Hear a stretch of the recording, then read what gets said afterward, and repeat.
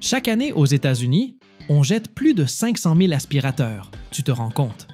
Mais tu t'es déjà demandé ce qu'ils devenaient ensuite? À l'intérieur de chacun, il y a des kilos de métal, des batteries toxiques, du plastique et des puces électroniques rares. Ces machines ne disparaissent pas comme ça. Elles se transforment en ferraille, qui va parcourir des milliers de kilomètres avant de reprendre vie ailleurs. Et attends, il y a même des pays qui n'ont aucune loi pour gérer tout ça. Dans cette vidéo, tu verras comment on extrait absolument tout d'un vieil aspirateur, du fréon jusqu'à l'aluminium précieux. Ça va bien plus loin qu'un simple recyclage. C'est une véritable bataille contre les déchets électroniques dans le monde entier.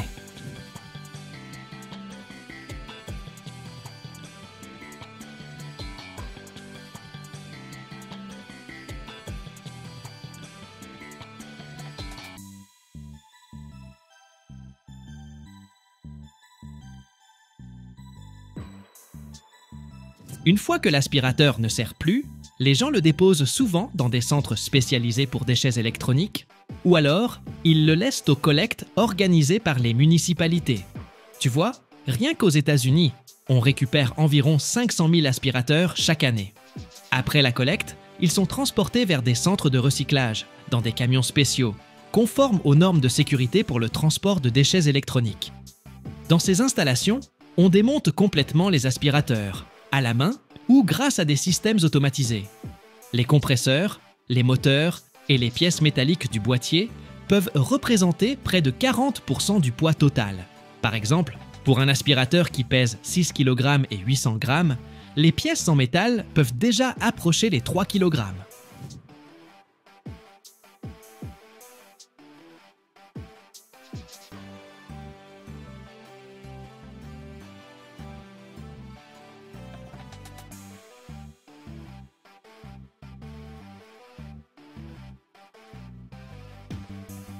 Le carter extérieur, le capot et tous les autres éléments sont en plastique, ce qui constitue en général la moitié du poids. Pour le même appareil de presque 7 kg, ça fait dans les 3,5 kg. Les 10% restants, ce sont les cartes électroniques, les câbles, les boutons, les capteurs, etc. Comme ils contiennent des métaux lourds, plomb, cadmium, on doit les traiter séparément. Avant de tout démonter, on retire le fréon du système et on enlève aussi les batteries. Et oui, il arrive qu'il y ait des batteries au lithium ou au plomb, et c'est crucial de les gérer correctement. Des pompes à vide et des équipements spéciaux servent à extraire ces substances toxiques, ensuite envoyées dans des centres de traitement pour déchets dangereux. Une fois l'appareil ouvert, chaque type de composant est trié séparément.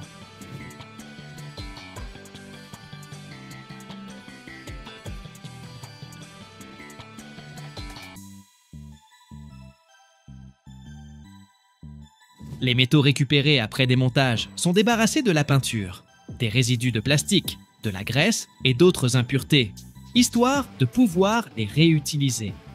Première étape, le nettoyage mécanique. On passe les pièces métalliques dans des broyeurs ou des concasseurs pour réduire le métal en fragments plus petits et virer les contaminants légers. Dans les grandes usines, on casse aussi les gros morceaux avec de puissantes presses hydrauliques ou on les découpe. Ensuite, tout ça part sur des cribles vibrants qui séparent la poussière, le plastique résiduel et les particules indésirables. Une fois nettoyé, le métal file vers des séparateurs magnétiques qui extraient les métaux ferreux comme l'acier et la fonte. Résultat, chaque matériau est bien isolé avant le traitement suivant.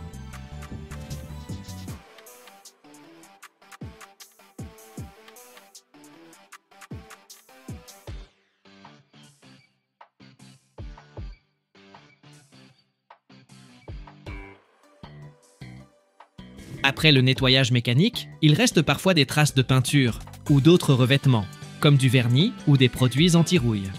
Pour s'en débarrasser, on utilise le sablage et le nettoyage chimique. Concrètement, on projette d'abord un jet puissant de sable ou de grenaille métallique pour faire sauter le revêtement. Puis on plonge ces pièces dans des bains de solvant, acide ou alcalin, qui dissolvent la peinture et les autres couches restantes. Si la peinture ou le plastique sont vraiment collés, On les envoie dans des fours à très haute température, entre 430 et 540 degrés Celsius. Les résidus organiques brûlent alors, et on récupère le métal à nu. On emploie souvent ce traitement thermique pour l'aluminium et les alliages de cuivre.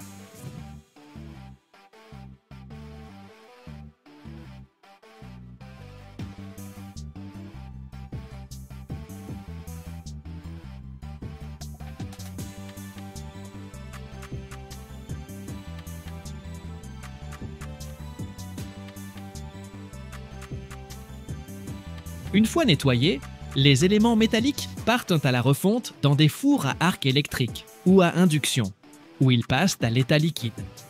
Pendant ce processus, on élimine les scories et autres impuretés, et le métal devient fin prête pour une nouvelle utilisation. Les procédés à haute température peuvent traiter jusqu'à 10 tonnes de métal par heure dans les grosses installations industrielles. Avant d'être transportées, les pièces métalliques sont compactées et pressées pour réduire leur volume. Des presses hydrauliques les transforment en briques ou en cubes bien denses. Les petits fragments, eux, sont mis en conteneurs ou en sacs pour faciliter la manutention. La ferraille est ensuite chargée sur des camions, des wagons de train ou des navires, selon la distance jusqu'à l'acierie. Si c'est vraiment loin, on privilégie souvent le rail.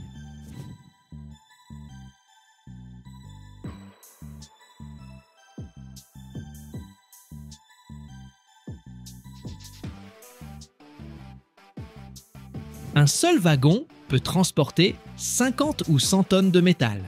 Les camions de ferraille ont en général une benne ouverte, mais on recouvre le chargement avec un filet ou une bâche pour éviter qu'il se disperse. Du coup, une fois recyclé, le métal parcourt facilement plusieurs centaines, voire des milliers de kilomètres, avant de connaître une seconde vie sous forme de nouveaux appareils, de voitures ou de matériaux de construction. Quant au plastique des aspirateurs, on le broie en granulés qui serviront à fabriquer de nouveaux produits en plastique. Ça réduit notre dépendance aux ressources vierges. Les composants électroniques, eux, sont envoyés dans des centres spécialisés dans le traitement des déchets électroniques où l'on récupère des métaux rares et d'autres matières précieuses.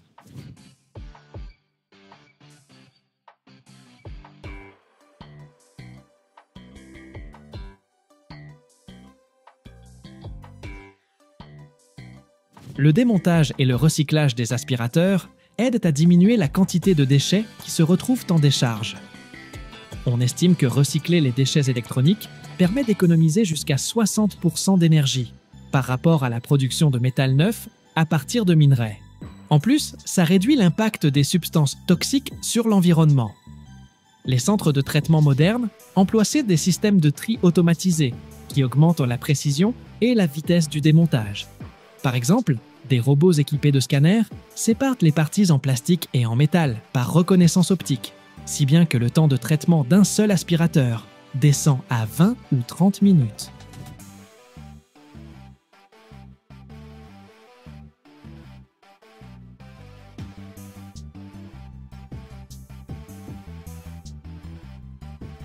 Recycler une tonne d'acier peut faire économiser jusqu'à 1,5 tonne de dioxyde de carbone, soit l'équivalent des émissions d'une voiture pendant 6 mois.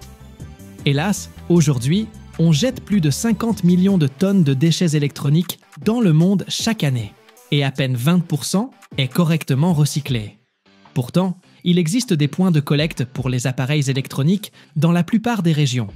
Mais dans certains pays, il n'y a carrément aucune loi ni exigence pour traiter correctement l'électroménager. Beaucoup de gens ignorent qu'on ne peut pas juste balancer son vieux matos à la décharge. Et dans certains endroits, il existe des programmes de recyclage payants. Donc les gens préfèrent tout jeter n'importe comment. Pour les entreprises, c'est souvent moins cher d'acheter des matières premières neuves que de recycler. Du coup, on envoie énormément de déchets électroniques vers des pays d'Afrique ou d'Asie, où ils sont démontés dans des conditions épouvantables. C'est non seulement un problème écologique, tu vois, mais aussi un problème social, parce que des personnes manipulent ces substances toxiques sans aucune protection.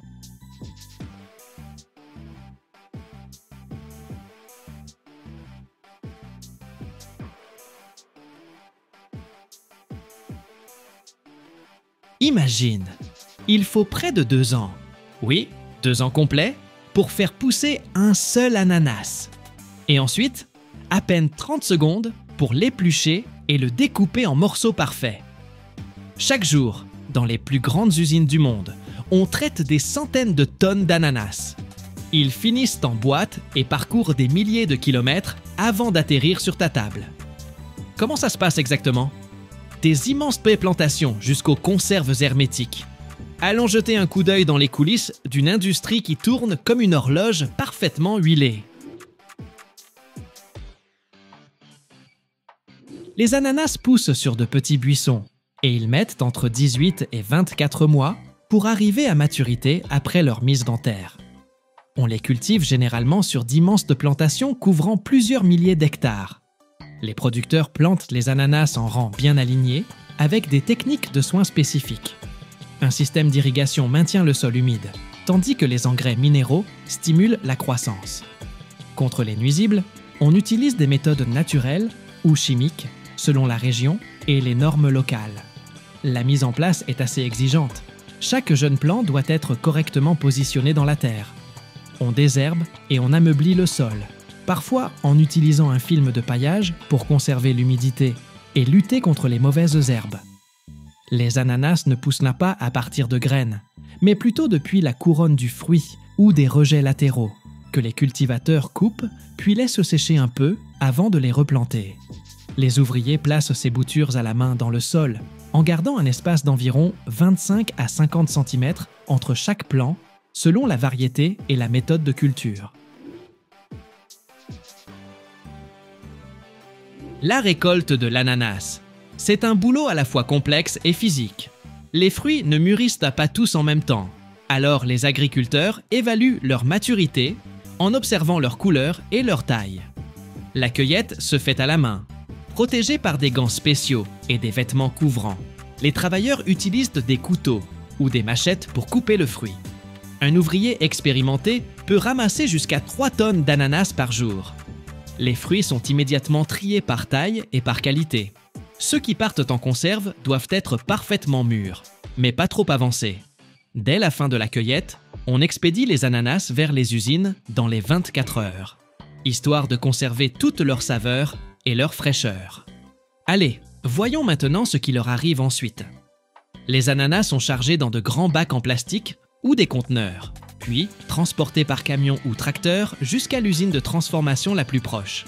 Dans les régions chaudes, les véhicules sont souvent équipés d'un système de ventilation pour éviter que les fruits ne s'abîment. Une fois arrivés, les ananas passent immédiatement au lavage et à la découpe.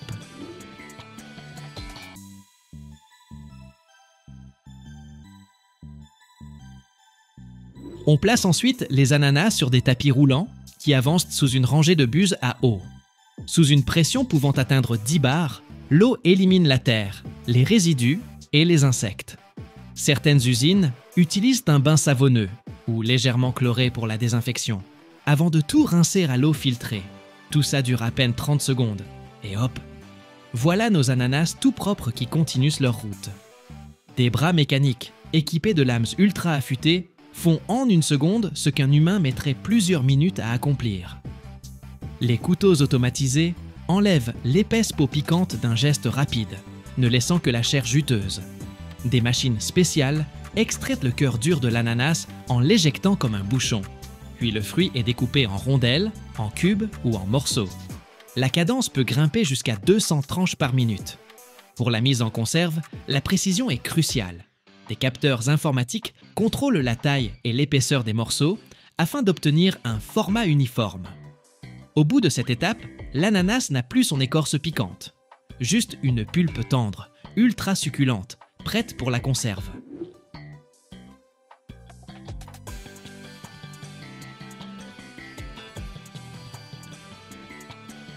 Des tapis roulants acheminent alors ces rondelles ou morceaux parfaitement calibrés vers les machines de mise en boîte.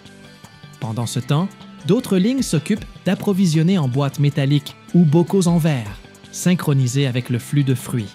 Des robots ou des pousseurs mécaniques répartissent délicatement la portion exacte dans chaque récipient. Certaines installations utilisent même des vibrations pour tasser les ananas et réduire les espaces vides. On y ajoute ensuite un liquide, sirop sucré, jus d'ananas ou simplement de l'eau, selon le type de produit. Souvent, ce sirop est porté à une température comprise entre 70 et 90 degrés pour éliminer les bactéries et faciliter la fermeture hermétique. Des systèmes à vide chassent les bulles d'air, permettant au sirop de se répartir uniformément entre les fruits.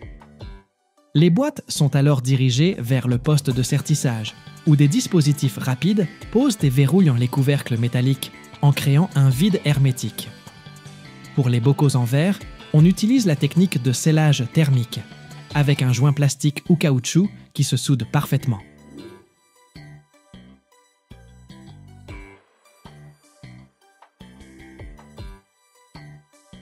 Une fois scellées, les boîtes sont placées dans des chambres de vapeur brûlante ou passent à travers des tunnels de pasteurisation.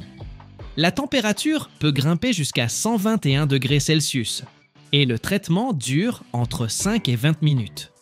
Cette étape détruit les micro-organismes et garantit une longue durée de conservation, jusqu'à 2 ou 3 ans. Après la stérilisation, les boîtes ressortent extrêmement chaudes et leur contenu continue de cuire un peu à l'intérieur. Pour stopper cette cuisson et préserver la texture de l'ananas, on les refroidit sans tarder. Les tapis roulants conduisent les boîtes dans des tunnels de refroidissement, où elles sont aspergées d'eau froide ou ventilées par de puissants flux d'air.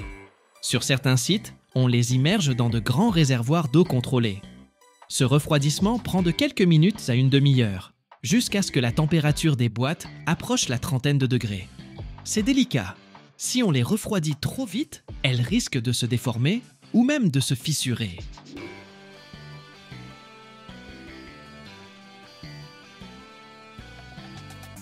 Une fois bien refroidies, les boîtes s'apprêtent enfin à revêtir leur style commercial.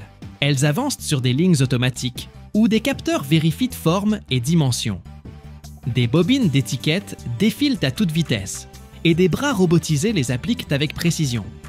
Pour les boîtes métalliques, on utilise un adhésif ou un système de thermocollage. Pour le verre, des étiquettes en papier ou en plastique. On imprime ensuite la date de fabrication, la durée de conservation et le numéro de lot, parfois au laser, parfois à l'encre. Si une boîte a une étiquette mal posée ou ne répond pas aux normes, elle est aussitôt mise de côté. Dernière étape avant l'expédition, l'emballage collectif. Les boîtes sont regroupées dans de grands bacs en plastique ou des cartons, généralement par 6, 12 ou 24. Elles traversent des machines d'emballage automatiques qui les enserrent dans un film transparent, bien serré. Les lots volumineux sont empilés sur des palettes en bois, puis enveloppés d'une autre couche de film pour les stabiliser pendant le transport. Des chariots élévateurs robotisés stockent finalement ces palettes dans d'immenses entrepôts réfrigérés avant qu'elles ne partent vers les supermarchés, les restaurants ou nos cuisines un peu partout dans le monde. Et certaines boîtes peuvent voyager sur des milliers de kilomètres avant d'atterrir dans les rayons du magasin du coin.